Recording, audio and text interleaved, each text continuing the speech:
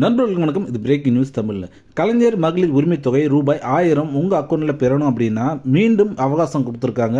So விண்ணப்பிக்க தவறியவங்க, விண்ணப்பங்கள் நிராகரிக்கப்பட்டவங்க இவங்க எல்லாருமே மீண்டும் ஒரு 30 நாளைக்குள்ளார அப்ளை பண்ண மாதிரி அறிவிச்சிருக்கிறாங்க. அதுக்கான சிறப்பு ஏற்பாடுகளும் இப்போ நடந்துட்டு இருக்கு. ஸோ இதை பற்றி தான் நம்ம இந்த நியூஸில் டீட்டெயிலாக பார்க்க போகிறோம். ஸோ தமிழ்நாட்டில் மகளிர் உரிமை தொகை விரிவாக்கம் செய்யப்பட்டு இருக்குதுங்க. அதாவது மேலும் 1,40,000 பேருக்கு பணம் வழங்கப்பட இருக்குது. இந்த திட்டத்தின்படி தமிழ்நாட்டில் இருக்கக்கூடிய பெண்களுக்கு 1000 ரூபாய் ஏற்கனவே வழங்கப்பட்டு வருது. தற்போது கூடுதல் பெண்களுக்கும் பலம் வழங்க தற்போது ஏற்பாடுகள் நடந்துட்டு இருக்குங்க.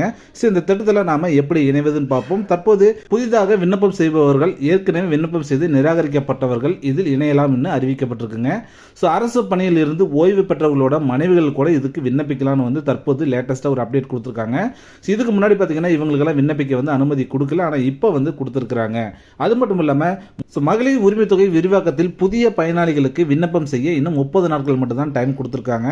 ஸோ கலைஞர் மகளிர் உரிமை தொகை திட்டத்தில் புதிதாக விண்ணப்பிக்க விருப்பம் இருக்கக்கூடிய நபர்களுக்கான சிறப்பு ஏற்பாடுகள் செஞ்சிருக்காங்க. ஸோ மக்கள் எளிதாக இணையும் வகையில் சிறப்பு கேம்ப் மற்றும் இ-சேவை முகாம்களை அமைக்க முடிவு செஞ்சிருக்கிறாங்க. ஸோ கூடுதலாக இ-சேவை மையங்களை அமைக்கவும் வந்து தமிழக அரசு வந்து முனைப்பம் காட்டிட்டு இருக்காங்க. ஸோ இந்த நிலையில தான் கலைஞர் மகளிர் உரிமை தொகை திட்டத்தில் புதிதாக விண்ணப்பித்தவங்களுக்கு ஒரு முக்கியமான ஒரு மகிழ்ச்சியான செய்தியை வந்து வெளியிட்டிருக்கிறாங்க. என்னன்னு பார்த்தீங்கன்னா 1,80,000 பேருக்கு வந்து மேல்முறையீடு செஞ்சுருப்பீங்க.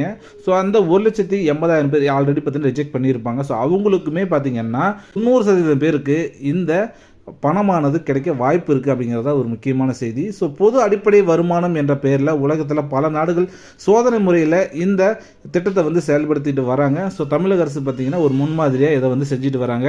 ஸோ கலைஞர் மகளிர் உரிமை தொகை திட்டத்தில் நீங்கள் இணையணும்னு நினச்சிங்கன்னா கண்டிப்பாக உங்களுடைய நகராட்சி, பேரூராட்சி, ஊராட்சி அலுவலகத்தில் அப்ளிகேஷன் கிடைக்கும். அந்த அப்ளிகேஷனை நீங்கள் வந்து வாங்கிக்கிட்டு அதை ஃபில் பண்ணி பக்கத்தில் இருக்கக்கூடிய இ-சேவை மையத்தில் கொண்டு போயிட்டு நீங்கள் வந்து சப்மிட் பண்ணிக்கலாம்.